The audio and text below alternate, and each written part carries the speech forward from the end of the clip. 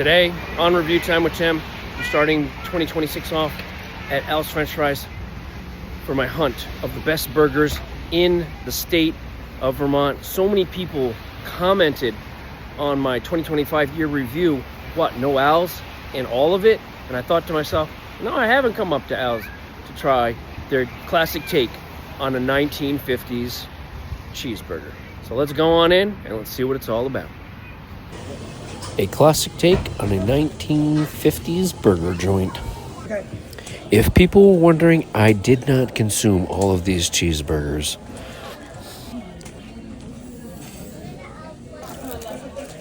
Okay, so first things up, we have ourselves, we're comparing the Al's double cheeseburger right here versus the single cheeseburger.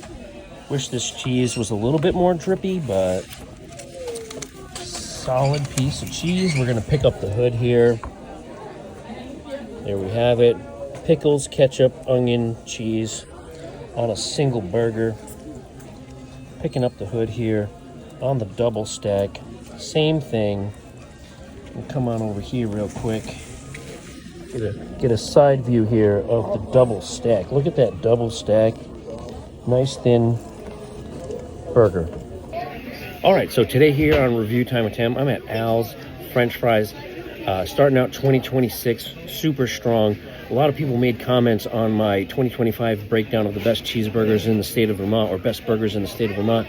Everybody said no Al's, no Al's, no Al's. So you know what? I figured let's start out 2026 strong here at Al's French Fries. Now, a lot of people, when it's kind of hit or miss with a lot of people. A lot of people either love this place or they hate it or they say it's overrated. What I think a lot of people is they're misunderstanding what kind of style this cheeseburger is. This is a classic 1950s take. Think of it as a single cheeseburger from like McDonald's. It's a thin patty, real simple, real basic. And I think the thinness and the simplicity of this is what makes this burger great. But I think it's also misunderstood because a lot of people often think my burger needs to be ginormous. I need to have this big thing. It needs to be overcomplicated with all kinds of toppings and various other things. And your burger does not need to be overcomplicated. So I'm comparing the single cheese and the double cheese. Same thing, pickles, onions, ketchup, cheese. Here we go.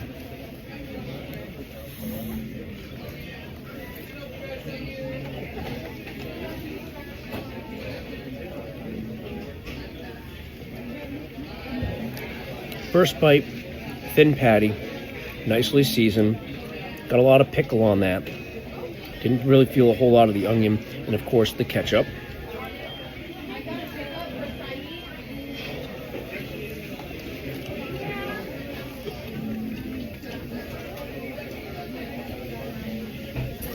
Now, the onions, they're not sauteed. They're just simply chopped up, fresh onions. You can taste the difference that they've chopped them up here, and they're, you know, cube shaped.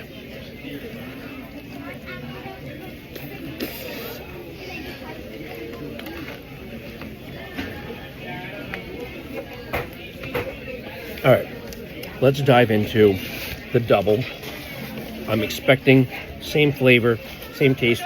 You're just gonna get a little bit more meat because of the double patty. Now, this bun has been toasted.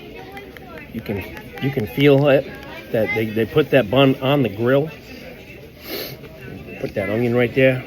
Nice.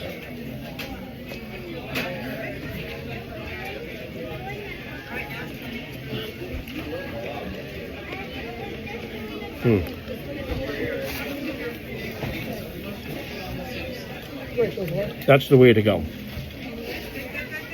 The double cheeseburger is absolutely the way to go on this. You're just getting a little bit more meat on this classic 1950s steak of the burger. Like I said, you're just adding a little bit more. The single is good and it's flavorful, but you almost feel like you're just losing a little something because it is such a small, thin patty.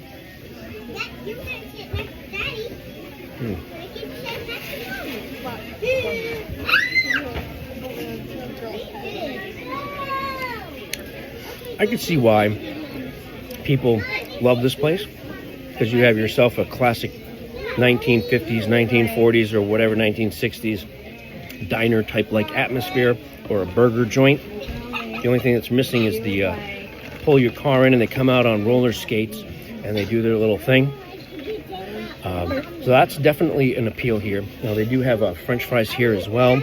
I've done review here before, but I did not do the burger. I did the chili dog, and I reviewed the fries there, so you can go back and check that video. I'm just here to review the burgers today.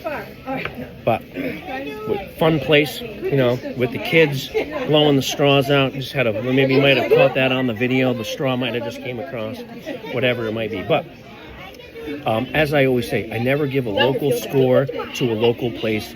Check out Yelp, check out Google Maps, do it for yourself.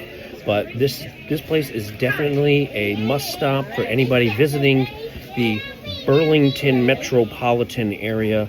I'm not quite exactly sure of this location. It's not Burlington, I'm not quite sure. But if you're coming to the Burlington metropolitan surrounding areas, most people love to stop in here because of the classicness, the classicness of what you're getting here and the price. Check this out right here, of what you're paying for and what you're getting. Not going to break the bank. One thing I would like is maybe if my cheese was a little bit more melted on this cheeseburger.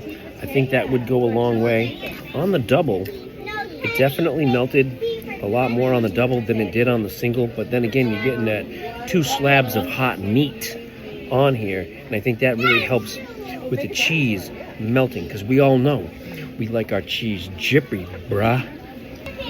So where will Al's French Fries rank in the state of Vermont as the best of the best when it comes to burgers? Check out my full YouTube playlist, Vermont's Best Burgers.